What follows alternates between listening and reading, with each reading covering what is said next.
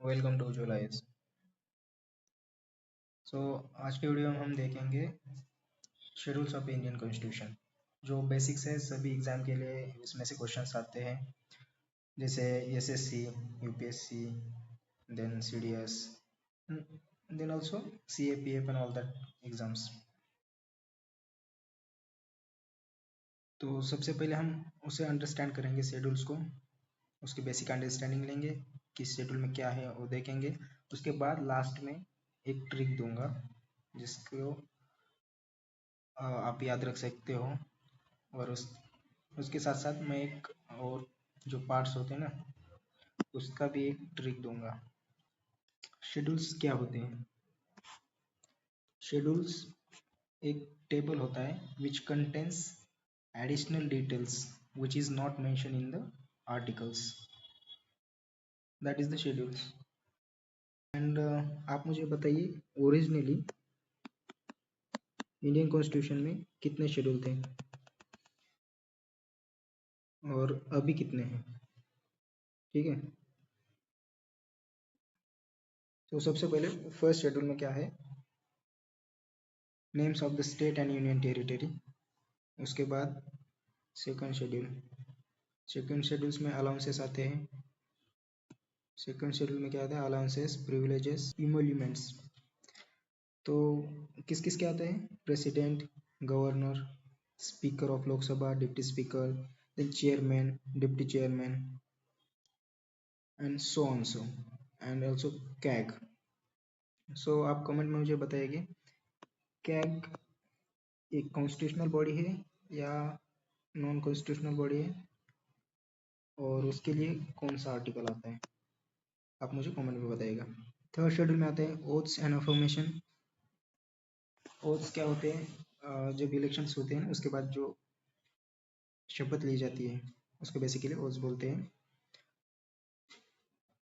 Parliamentary election, जो भी लोकसभा के इलेक्शन होते हैं उसके members, that is member of parliament, then union minister, state minister, supreme court जजेस, हाई कोर्ट जजेस, इस सब का oath and affirmation third schedule में आता है। शेड्यूल में allocation of seats,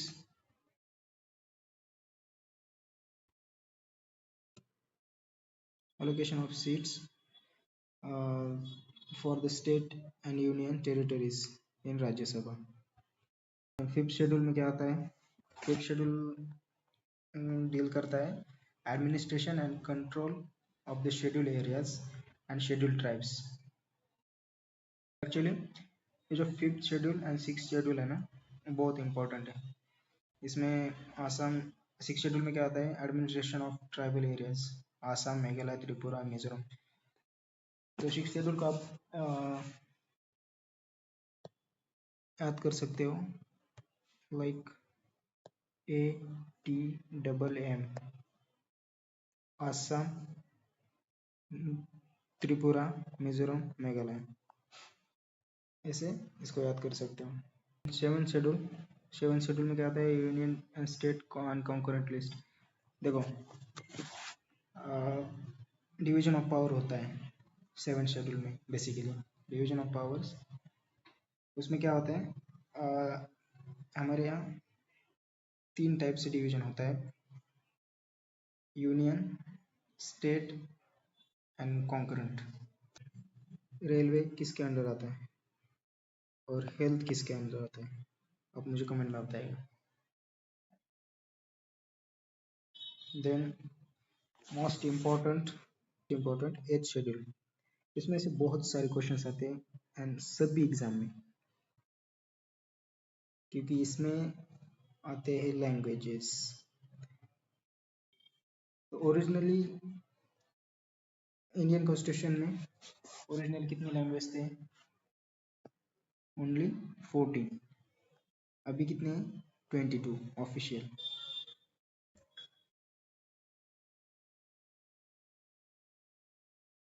तो मोस्ट इम्पोर्टेंट आपको ये याद रखना है।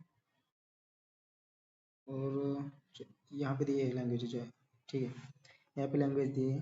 देखो सबसे पहले आसामी आती है, उसके बाद इतने सारे लैंग्वेज है, कितने? 22। अभी अभी का ये डाटा है 22 का। 22 लैंग्वेजेस का। सो मुझे आप बताइएगा नेपाली कहाँ है? नेपाली, नेपाली उसके बाद where is Manipuri, Manipuri and Konkani, where is Konkani, Konkani, Konkani, Manipuri and Nepali, इन तीनों को कौन से अमेंडमेंट से ऐड किया है? Let's in the comment.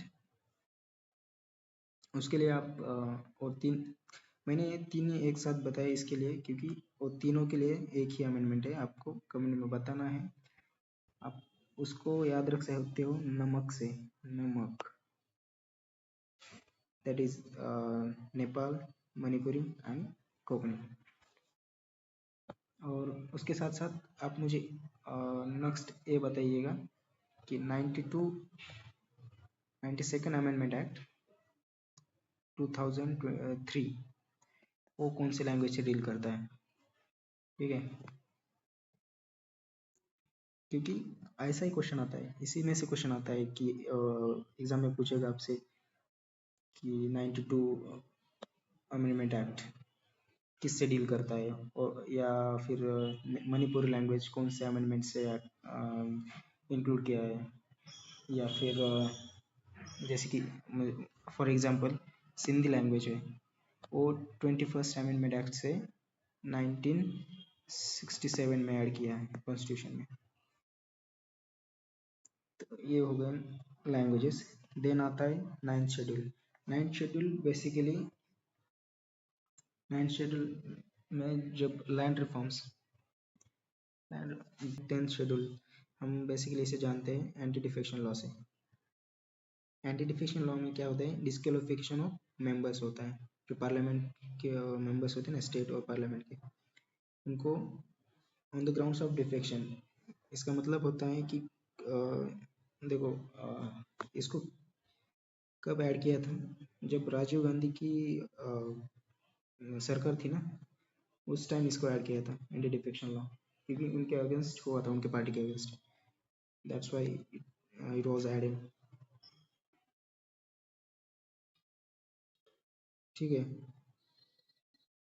इसका ये जो 52nd अमेंडमेंट एक्ट है उसको आपको याद रखना है, क्योंकि डायरेक्ट क्वेश्चन में आ सकता है कि anti defection law was added by which amendment, या फिर ऐसे भी आ सकते हैं ये जो अमेंडमेंट है वो किसके रिलेटेड है, या फिर एंटी डिफेक्शन लॉ कौन से शेड्यूल में आता है, कोई भी क्वेश्चन आ सकता है।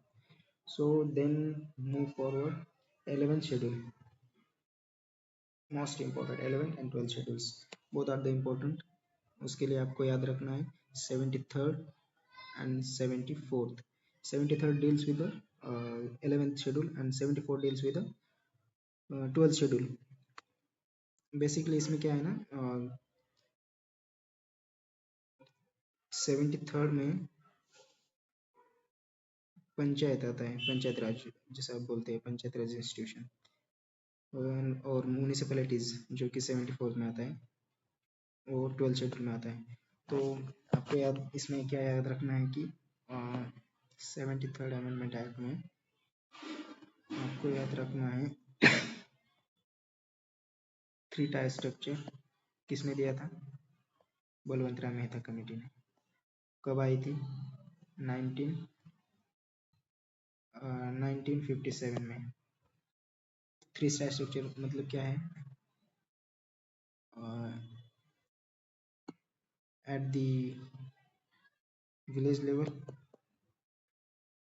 ग्राम panchayat, at the block level panchayat समिति, एंड डिस्ट्रिक्ट लेवल जिला परिषद। सो जिला परिषद का चेयरपर्सन कौन होगा? District collector. And direct election होंगे ग्राम पंचायत के लिए और जिला परिषद के लिए, और पंचायत समिति की क्या होगी? इनडायरेक्ट। ठीक है, उसके बाद 74th में जब आओगे तो 74th में क्या याद रखोगे? 74th में बेसिकली म्यूनिसिपैलिटीज़ के लिए है, उसमें 18 मैटर मतलब सब्जेक्ट आते हैं। तो चलो इसके लिए अभी ट्रिक दूंगा मैं। तो ट्रिक क्या है, लेट्स सी द ट्रिक।